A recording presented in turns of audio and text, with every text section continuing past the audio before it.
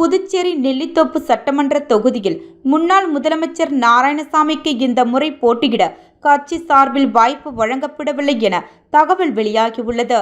இதனால் அதிருப்தியடைந்த அவரது ஆதரவாளர்கள் காங்கிரஸ் மாநில தலைவர் வைத்திலிங்கத்தின் இல்லத்தை முற்றுகையிட்டு போராட்டத்தில் ஈடுபட்டனர். வைத்திலிங்கம் வீட்டின் முன்பாக கூடிய ஆதரவாளர்கள் தரையில் அமர்ந்து தர்ணா நடத்தி கட்சியின் முடிவுக்கு எதிர்ப்பு தெரிவித்தனர். அவர்கள் நாராயணசாமிக்கு நீதி வேண்டும் என கோஷங்களை எழுப்பியதுடன் வைத்திலிங்கம் தனது பதவியிலிருந்து விலக வேண்டும் எனவும் வலியுறுத்தினர். தகவலறிந்த போலீசார் ஆய்வாளர் செந்தில்குமார் தலைமையில் சம்பவ இடத்திற்கு விரைந்து வந்த அதிகமான மக்கள் கூட அனுமதி இல்லை என எச்சரிக்கை விடுத்தனர். பின்னர் போராட்டத்தில் ஈடுபட்டிருந்தவர்களை அமைதியாக அப்புறப்படுத்தினர்.